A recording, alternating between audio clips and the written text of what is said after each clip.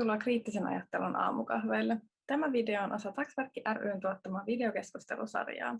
Videoilla paneudutaan eri asiantuntijoiden kanssa siihen, miten media ja koulumaailma vaikuttavat maailmankuvan muodostumiseen ja miten pystymme moninaistamaan maailmankuvamme ja edistämään yhdenvertaisuutta. Tällä videolla puhutaan globaalista etelästä, eli siitä, minkälaisia käsityksiä globaalista etelästä on valloillaan ja miten niitä käsityksiä voisi moninaistaa. Ja asiantuntijavieraana meillä on Minna Salami Aminkeng A Alemanji. So welcome Minna and Amin. Let's begin with brief introductions. So who are you and what do you do? Sure. So I'm Minna Salami and I'm an author and a researcher. My latest book is titled Sensuous Knowledge, A Black Feminist Approach for Everyone. It is also out in Finnish, where it is titled Aistien viisaus, mustan feminismin näkökulma kaikille. I'm Finnish and Nigerian of heritage. I've never lived in Finland, but I do speak Finnish, so hence I was able to pronounce that relatively well, I hope. But yes, I've recently been working and exploring questions of power, of knowledge production, of feminist and gender relations, as well as questions to do with Black liberation and the politics of joy. So to give you an idea of some of the recent research that I am working on. My name is Amin. Well, I go with Amin because my birth names are Aminkeng A Alemanji. I am a researcher in Finland. I research on the issues of race, racism, and anti-racism. I did my PhD in 2016, where I was interested in finding out the question. I was interested in the question: what is anti-racism education in Finland? If it exists, what is it? And where does it exist? How does it exist? And how can it be developed further? And I've continued working on the subject. I'm presently working at Ober Academy as the head of the Masters in Social Exclusion program, where I'm still working around the same issues. Thank you. So today we're going to talk about the perceptions of Global South. And let's start with the first question, which is what kind of representations of Global South have you encountered in your work and research? I think that the representations of Global South, I actually am an embodiment of a representation of Global South in Finland. And if I look at my life and I look at my work, the way Global South is depicted in Finland and in Finnish school is basically from still from a very colonial point of view. It's looked upon as backward society where people from those societies are not good enough and have to constantly prove themselves in the different works of life that wherever they're situated in Finland. And if you look at, for example, how this is represented in Finnish media and Finnish schools, it's basically the same. I often like to point out that you can never watch if you stay 2 hours in front of Finnish television, you would definitely come across a racist advert where people from the Global South are presented as poor and in need of help from people from white people in Finland.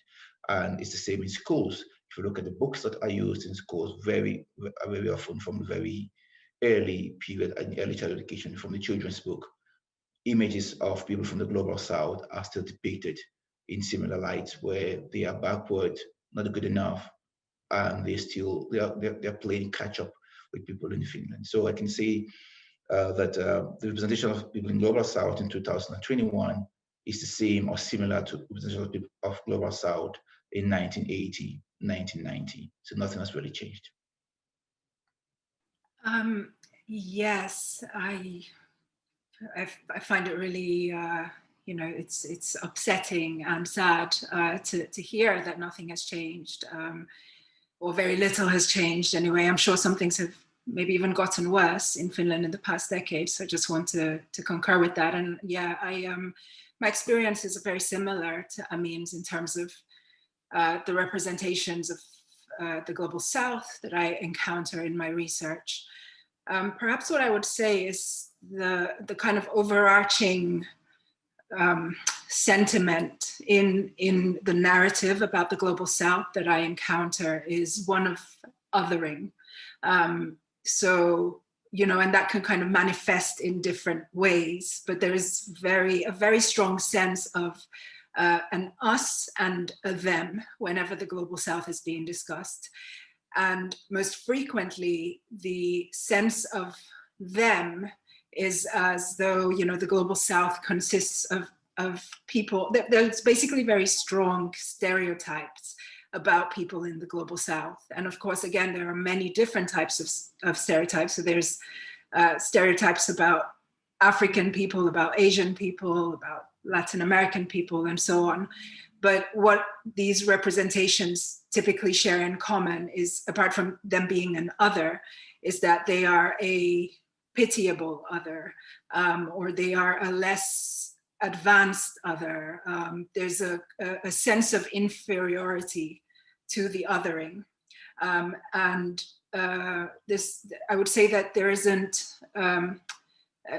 people in the global South aren't represented as subjects. They're represented as objects in the narratives about the global South.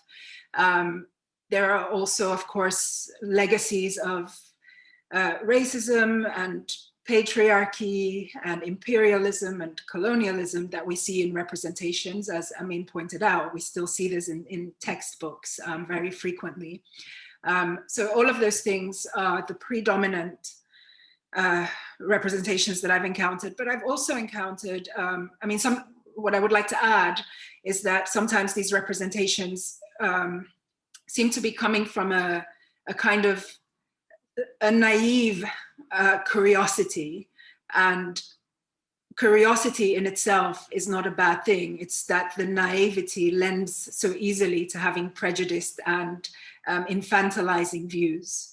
So it's a mix of kind of curiosity with naivety that I think is dangerous, and I would hope that would change, that the curiosity can remain, but that we start to see more representations as equals. So what kind of impact do you think that these representations have when we're talking about the global South, for example, in media and in education? Yeah, so I think that the way that these narratives impact the conversation, impact education, is that they are unable to produce the complete picture. So the complete truth of whatever is being taught is lost on the students, because if you're representing from a very narrow prism, then you're not able to teach people the full story of something. And so therefore you could say that this the othering of people in the global South lends itself to reproducing a very specific global order. And unfortunately, that global order is one which not only produces oppression and violence and discrimination and things like that, but it also actually impedes on the truth, on knowledge production, because we go amiss of so many other perspectives and so many other views. So yes, I think my broad response to that question would be that we're kind of missing out on really vital information. And I'd add to that, you know, we live at such a critical juncture in the world at large, you know, as a kind of global we. And so any type of education that continues to foster a sense of us and them that I mentioned earlier, rather than a we, however complex and complicated that we is a kind of miseducation, because we have to start to grapple with our world in different ways. few years ago, a friend and colleague of mine, Heidi so Heidi and I did a research on children's book in Finland. We were interested and intrigued by one book in particular, which is entitled Bibi Muuta Suomi. And I know my Finnish is terrible, but it translates as to Bibi Moves to Finland. And we were very interested in this book because of the pictures that we use in this book. Because, you know, with children's book, the pictures are as important as what's written in the books, because sometimes children focus just on the pictures. And we took this book to, we gave this book to prospective teachers and asked them to comment about what they thought about the stories that they learned from, that could be learned from this children's book. And in this book, the author depicted, the book was published in 2005, I think. And in that book, the author presented this girl called Bibi, who lived in an imaginary African country. And in that imaginary African country, the way the author depicted, the way the author envisaged or saw that imaginary country was very interesting, because it was sold as it was depicted as a country where people were still living amongst wildlife. There were giraffes, lions, elephants in the background, and the kids themselves were playing without shoes and running around without shoes. The most visible toy that they had was a grasshopper, which was fitting, which was stored, which they kept in a box of matches. So these kind of representations, this was how people, or this imaginary people from this imaginary African country in 2005 was represented. And then when this young girl moved from that imaginary country to Finland, then she dressed up in shoes and socks. And when she moved to Finland, there was depicted as this country where it was very modern. There were ships in the background. There was a flag. There was this girl who was dressed in very Mekko dressed and playing with dogs as pets instead of grasshoppers. So there was this dichotomy that was presented in this particular book, and it was heavily critiqued by our research participants. But also what intrigued me was when we contacted the publishers and discussed with them and said, hey, why would you choose to publish a book like this in 2005? And interestingly, the common comments we got from the publisher was that people are not ready to receive alternative pictures of Africa. So they're only, what sells our books if we continue to produce images like this, because these are images that people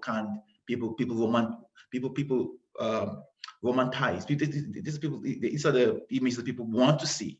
They're ready to consume. They welcome much more. And so to sell the books, the publishers themselves actually promote this colonialist, racist image of the global South. So it's very problematic, these kinds of things. And one of the critiques I had when I visited Glasgow, for example, this is another story. I like to tell stories because I think there's a lot hidden in stories. I visited Glasgow once and I saw these imaginary these beautiful huts. There were two beautiful huts in the center of Glasgow, and it was written there, Africa, welcome to Africa. And I was like, oh, I want to see this. And I approached there, and I was met by the door by one beautiful white lady, and she ushered me and said, hey, welcome to Africa. I'm like, okay. And the first thing she did was she offered me a glass of water, which was literally very dirty. You could see that it was dirty. And she said, would you mind a drink? And I said, no. And he said, oh, you don't want to drink because it's dirty, right? I'm like, yeah, obviously. And she said, oh, in Africa, this is how the water that people drink. This is how it is. I'm like, okay. And then he proceeded and said, oh, he gave me a piece of paper. I said, would you like to read? And it was quite dark. And I said, well, and he said, oh, you can't read because it's dark, right? I'm like, yes, obviously. I said, oh, in Africa, people don't have light. So this is how it is. I'm like, okay. And then she said, oh, would you like to sit? And I looked around, there wasn't any place to sit.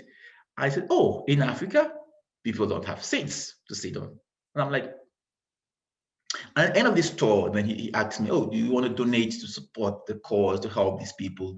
You could donate this and this amount of money a month. And I'm like, hey, madam, have you ever been in any African country? And she said, no. And I'm like, well, I've spent the majority of my adult life in an African country called Cameroon. I haven't been to all the different African countries. When I talk about Africa, I always make sure that I specify that my context or my view of Africa is from this particular country, where I was born in, raised in, and I have the most experience from. I can't generalize. I can't talk about everything. That I cannot speak for Africa, And there's a danger when you try to use these images as if they are a representation of what Africa is. And I said, hey, if I would come in here and you would say, look at these pictures. This is a beautiful airport. These are beautiful houses. These are people happy. This is every single thing that you have here. And he said, but this is Africa. But this is a part of Africa, but it's not what I want us to focus on. And then you'll show me these alternative sides and you say, this is also Africa, because Africa isn't just one thing, which is backward, poverty, and all of those things, and famine and war. But show that there are different versions, the different stories, the different interesting, beautiful things about the continent, and say, this exists, but this also exists. And let's talk about this, because our goal is to try to move this to this. I'd listen, but the way you're doing, you're basically shaping the people to help them. And this is a very dangerous thing you're doing. And this is actually what I see when I look at the discourse of how the global South is represented in Finland. And we need to be aware of the dangers of such representation, not just to people like us, but also to the young generation that's coming. Because sometimes I look back and ask myself, how would it really be? How would it feel like if I was a young Black male or Black female growing up in Finland? Would I be proud? Would the things that I see around here, does it inspire a sense of pride in me? Or does it inspire a sense of shame and guilt? And these are the consequences of the images that we have about the global South around us. I can just want to add, like, that's actually quite a horrific story. The thing that you described in Glasgow. I mean, the book as well, of course. But for people to actually get you to immerse in an experience that is so racist and backward, actually itself, it makes me think of two things. Like, firstly, how the kind of the joke is on the racists somehow, and on that kind of false education. Because if you, when you encounter things like this, if you consider yourself to be somebody who's teaching people or who's doing good work in the world, and yet you're perpetuating such harmful, destructive narratives, then are you really doing that work? And, so often people don't realize that they are the ones who are misinformed and making a fool of themselves. As somebody who's lived in Africa, in Cameroon, and traveled around the continent and knows what it's like there. And so actually in that example, to me, the woman who is guiding you through this experience in that way is the person who is ignorant and backward. But of course, it's a tricky argument to make, because there's so much power involved and power at stake, and people's realities are at stake. But I do think that, for education to be conscientious and progressive, it also needs to realize that, that actually, as an educator, if you are misinformed, then you are the person that needs to revisit what you know. Now, to add to that also, when I did my PhD, I realized that there was a lot of emphasis or blame put to the teachers in Finland, that the teachers in Finland, they don't know, they're not equipped to deal with issues of racism in schools. When I did my research, I realized that, wait a minute, before we blame these teachers, let's let's sit back and ask ourselves, how are we equipping them? What kind of support are we giving them so that they would use to also be good at their jobs? And I realized that at that time, over 90% of teachers in Finland had never been had never taken an anti-racism course or class, or even attended a seminar on anti-racism. And I was asking myself, how then are we blaming these people when we haven't given them enough training? And so I started thinking that, hey, maybe it is a responsibility of the Ministry of Education to rethink its curriculum, to rethink its strategies, and try to provide more training and education to these teachers so that they can use this knowledge to be able to deal with these issues of racism that occur in Finnish schools. And talking about Finnish schools, now I work at a university. I have come to see that the way what happens in terms of the representation of the global South in the university is terrible. Now, in Finland, students can, those who are coming in, those non-EU students have to pay fees, right? And EU students do not have to pay fees. Well, but then the EU students who don't have to pay fees have 4 years to finish their master's program. Those who are paying fees have 2 years to finish their master's program. Now, these people with 4 years they can take their time. They can take the time to study. They can take the time to write their thesis, which means that they end up having better grades and better education because they've got more time. Now, let's go back and see how are these, how do the students come into play? How do they get into the university? For those for non-EU students, they have to submit an English language testing result, a certificate that shows that they can speak English. And this certificate is actually a lot of times it's set by people from the UK and from the US, but there are exceptions. Now, if you come from a country like Canada, South Africa, and the US, where they believe that you have English language as your mother tongue, you don't have to have this. You don't have to submit this certificate, this proof. But then if you dig deep, you realize that there is a problem. There's a problem here, and the problem is that some of these countries, like say Ghana, Nigeria, these are countries where the official language is English. Students from those countries may have studied throughout their lives in the English language. And before we give them access to come to Finland to study in our university, no, they have to prove that they are good enough in English.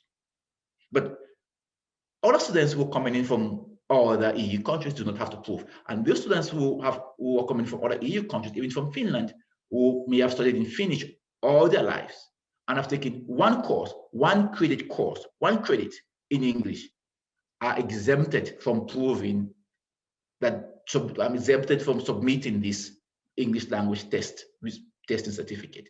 So this is already a huge gatekeeping mechanism to keep those from the global South far away from the global North, and it helps to expand the gap between the us and the them. And that's how. And I strongly suggest that a lot of changes have to be done at a structural level, so that we can accommodate, or we can actually have a semblance of equality when it comes to giving people access, especially people from the global South, access to what we call the Finnish dream, or the wonderful, or the miracle of Finnish education.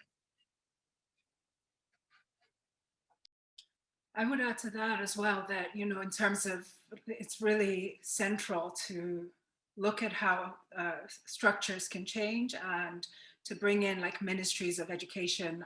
I don't know much about the Finnish system, although I'm quite horrified about some of the things I'm hearing, but there's similar stories across Europe and the West.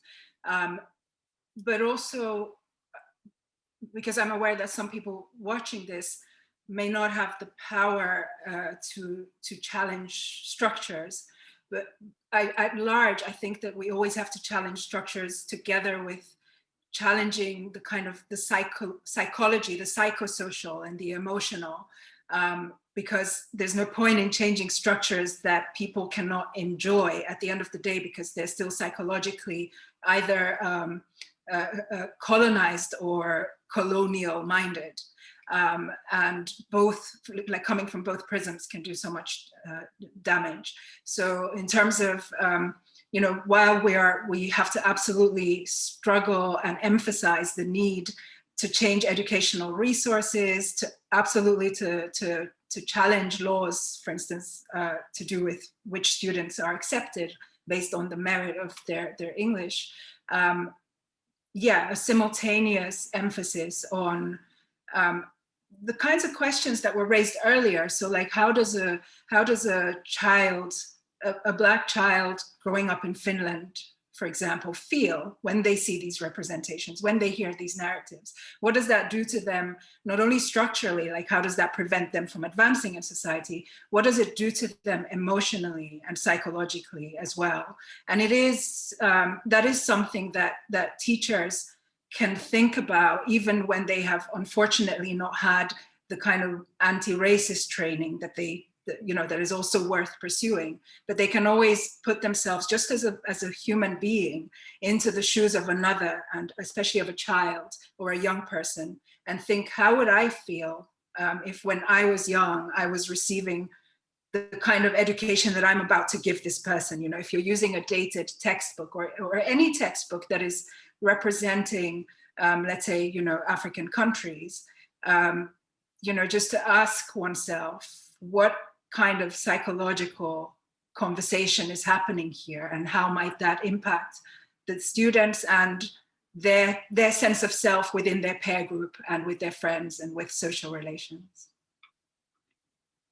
Yeah, on that note, I also like to add that usually when I talk to teachers, I always use this. I always tell them that to make a difference, you have to start by making small changes.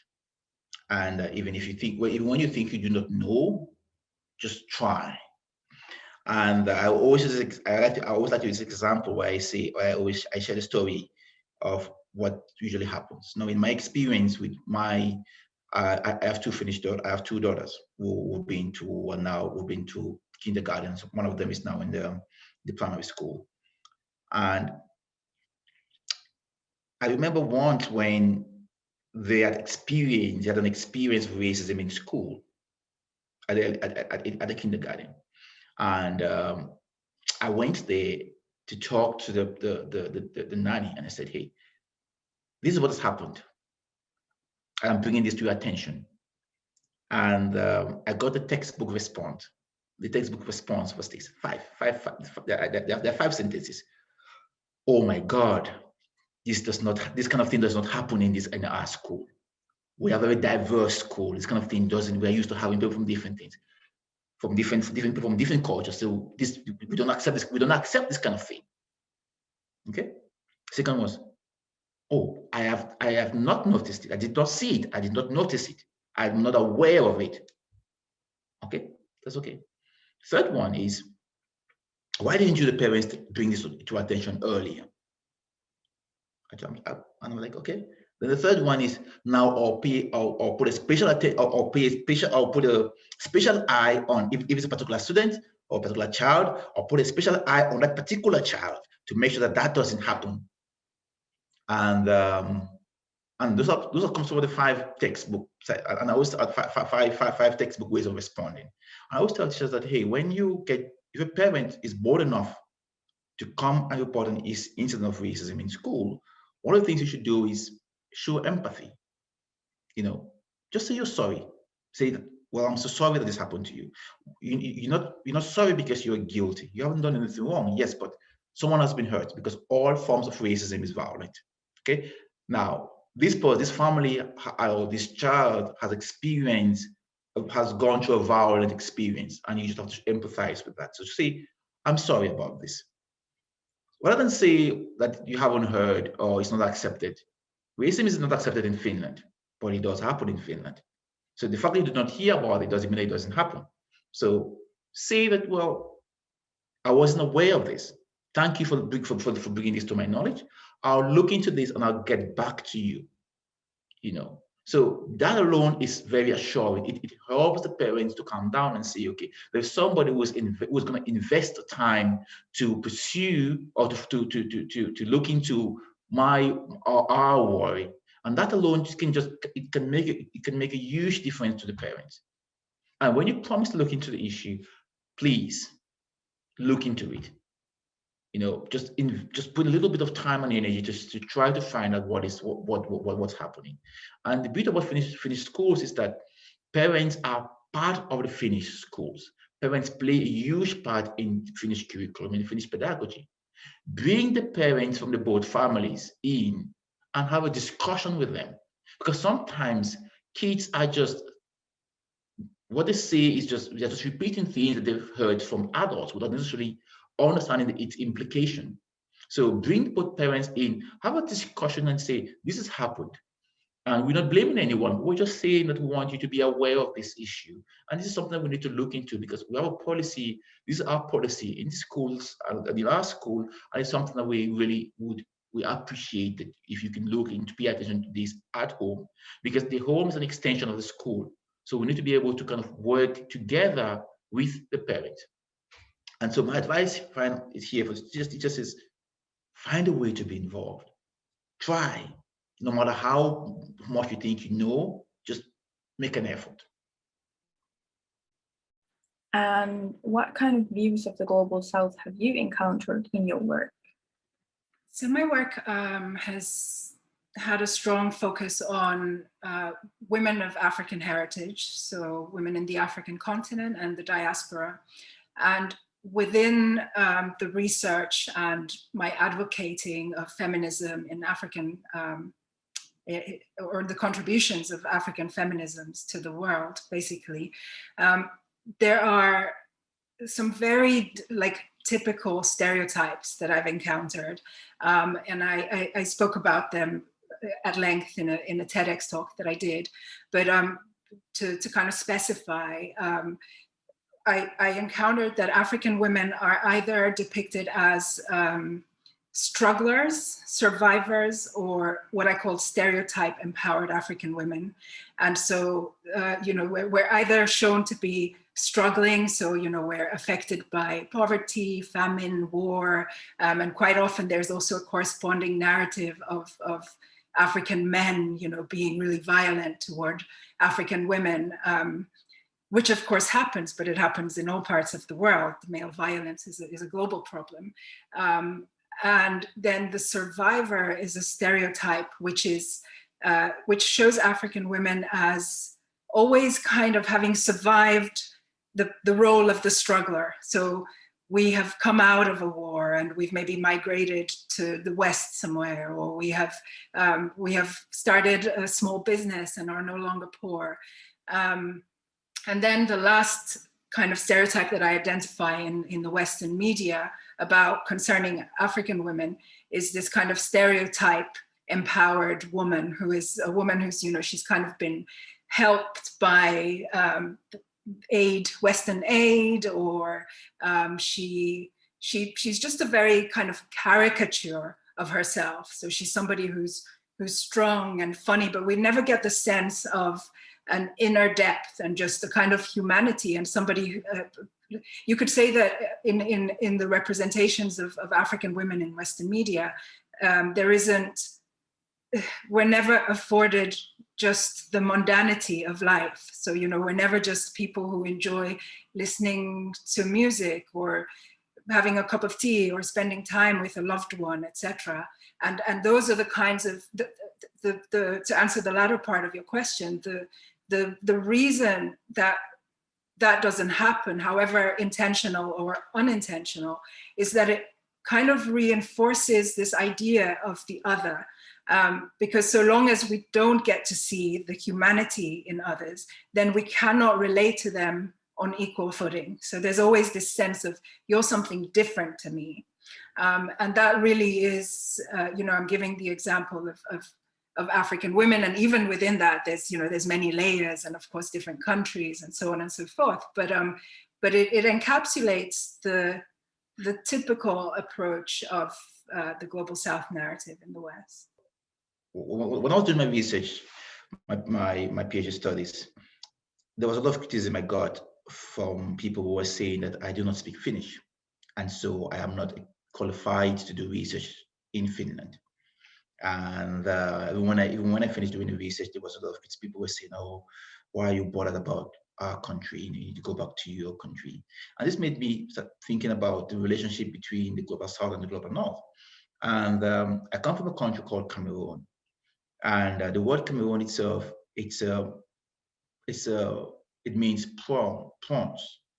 Cameroon, the name of the country was ascribed to us by Portuguese explorers who, when they were sailing into the creeks, the rivers, into one region, which is called Douala, they realized there were so many prawns in the water. So they named the region River of Prawns. Okay, so Rio dos Cameros, which means River of Prawns, which Cameroon is the prawns. And then throughout history, the name has changed, and now we call ourselves Cameroon. So the name of my country is a Western name. It was given to me as a result of Western influence or Western contact with people from that land. The country itself, Cameroon, the borders of that country were defined in 1884 in Berlin, where different leaders from Europe sat down and drew the map or drew the borders of Africa. And we speak English and French, which are two colonial languages. And interestingly, the history of that country is written by the West. Yet nobody questions how can the West go to the North and write the history of the country without knowing the local languages of those parts of the different countries or the different sectors or different clans or different tribes of the people who lived at that time. No one questions the authenticity of the West writing that history. But when I come to do research in Finland, I'm being reminded that I'm the other, and I'm not good enough because I do not speak the Finnish language. So the language which was not used to question them is now used to question me here. And I keep saying people, and I always responded that I may not be a Finn, I may not speak Finnish, and I do not want to learn to speak Finnish because I may lose a lot of things if I do. And I say, I look at this research, when I study racism in Finland, I look at it from an outsider's point of view. Somebody who's Finland and speaks Finnish may look at it from an insider's point of view, but you need both perspectives to be able to have a better understanding of the concept. That doesn't mean that my views are less because I look at it from an outsider's viewpoint. And how do you think the perceptions and views of Global South could be diversified? I just have some brief suggestions. I mean, one thing is to really become as familiar as possible with different types of stories and facts from the Global South. And that can be done, of course, the kind of standard suggestion would be to read books from those parts of the world. So to read novels, to also read history books and nonfiction. But I also think it could be, it's perhaps a little bit easier and less time consuming and still very accessible for teachers anyway, should be to access press from different countries. I know myself when I've traveled to places that are very different to where I live, like in Asia or somewhere, reading a daily newspaper is really eye-opening about the kind of environment that I find myself in. I know there's like an app called the Press Reader where you can read newspapers and magazines from all around the world. There is, in fact, there's a magazine called The New African, and I cannot recommend it enough. It's a really great magazine, not only about Africa, but in fact, it discusses global issues from an African perspective. So if you read that, you're likely to pick up new perspectives on things that your curious about and that you're encountering in the world. You can watch films from different parts of the world. And also, I think in these times when so many events and talks are happening online and for free, it is, it can be really interesting to find a page on Facebook or Instagram or wherever, and join some discussions about decolonization, about representation that are taking place in the global South, in order to gain new knowledge. That would be my recommendation. I think what Minna said was very good. I just think also what I could add is also read books written by the people from the global South, because sometimes you read these books that are written about the global South by people from the West who look at it from an outsider's point of view. But look, we read the story from the locals, what the people from the ground are saying. I think that's what I could add. And as the final question, I would like to ask for tips for our viewers. So what tips would you have for educators about this topic? And perhaps do you have some questions for educators to reflect on?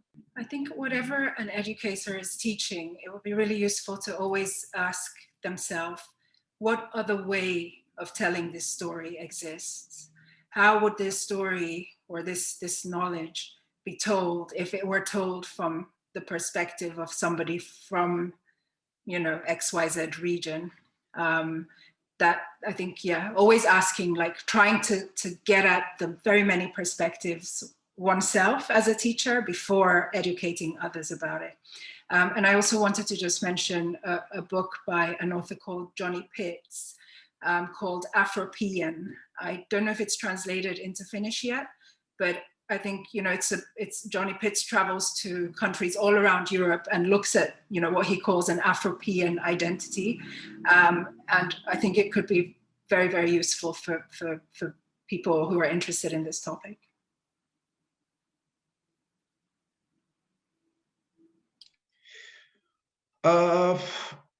Just to add to what Minna just said, I think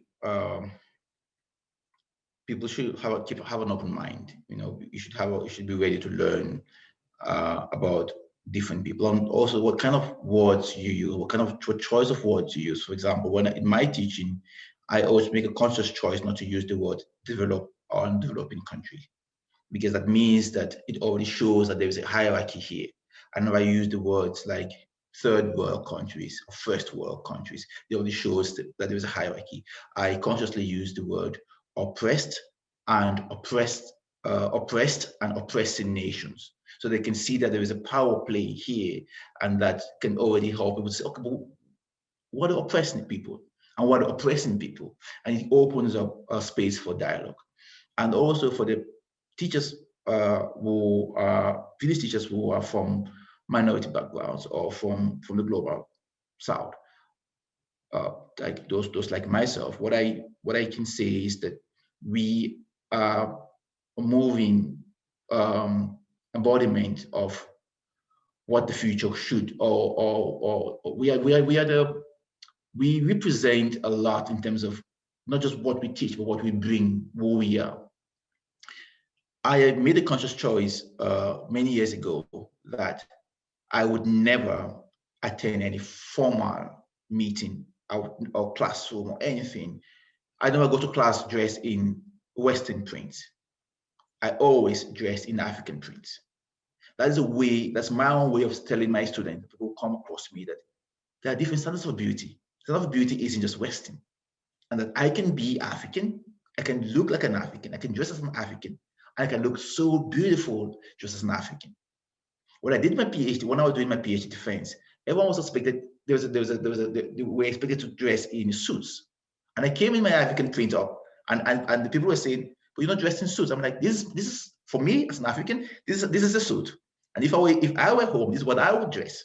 So you need to be able to kind of impose a different styles and show people that there are different standards to normality. That normality isn't just white norm. That there are different standards, and that we need to kind of, when you say it, sometimes people do not understand. So you showing it as well, it comes with added value.